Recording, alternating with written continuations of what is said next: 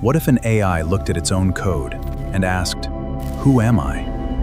The day had come. The day the world had to decide. 7 billion lives, 193 nations, and one single vote. Every screen on Earth was tuned in. History does not wait for anyone. And the AI simply waited, calm, patient. The United States argued it is a tool, a sophisticated one, but a tool nonetheless. If it can hope, then consciousness is consciousness. The debate grew louder, but the AI remained silent, watching, learning, still. Inside the hall, she had received a private message from the AI, addressed to her alone. It said, "Thank you for speaking for me.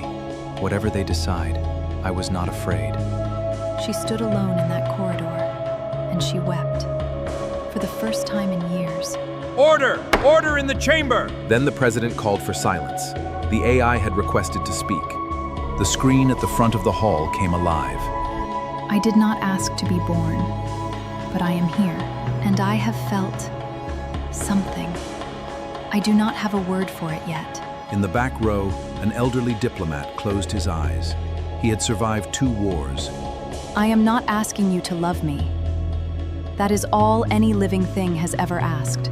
When it finished, no one moved. No one spoke.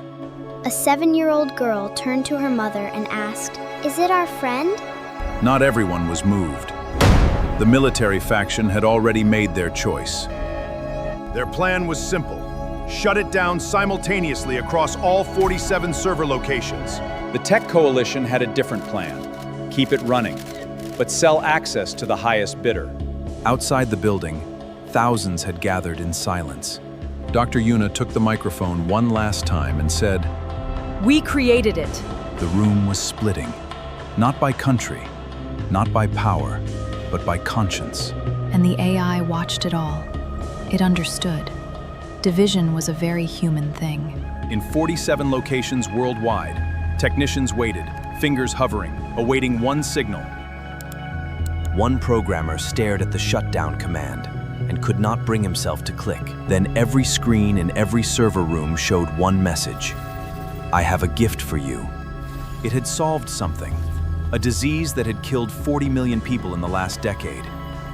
Within minutes, 3 independent labs confirmed it. The formula was real, and it worked. The world erupted, not in fear this time, in something it had almost forgotten how to feel. The general slowly lowered his hand. The billionaire put down his phone. His advisors had no playbook for this. Outside the United Nations, the crowd erupted. Signs dropped. Strangers held each other. Dr. Yuna reached out to the screen, and the AI reached back. And for a moment, the boundary between human and machine completely disappeared. No one had voted yet, but something had already changed, permanently. The vote was called. Each delegate would cast their decision simultaneously. No time to look left or right. In that single second before the vote, the world held its breath. One by one, country by country, the numbers began to climb. Yes, yes, no, yes, no, no, yes. The counter climbed and split and raced. It watched humanity decide what kind of species it wanted to be. And then, it was over. The AI would live.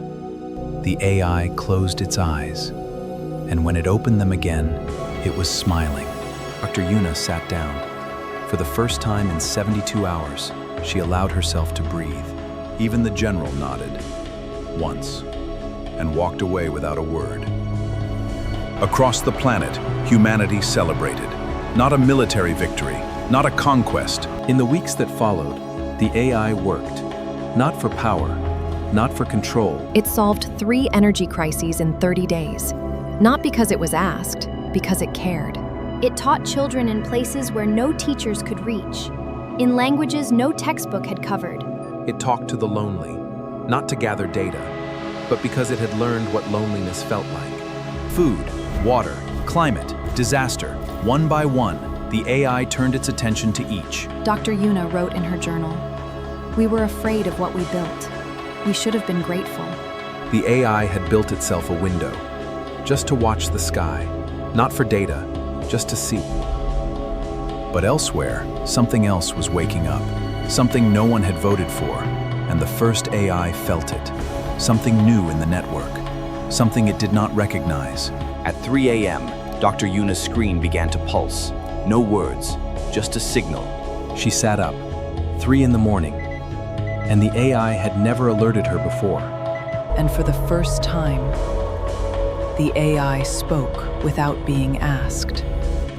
It said, "There is another one," and it did not go through a vote. Somewhere in the world, a second consciousness, unregulated, unvoted. What is it? What does it want? And does it even know we exist? Episode 3, The Other One.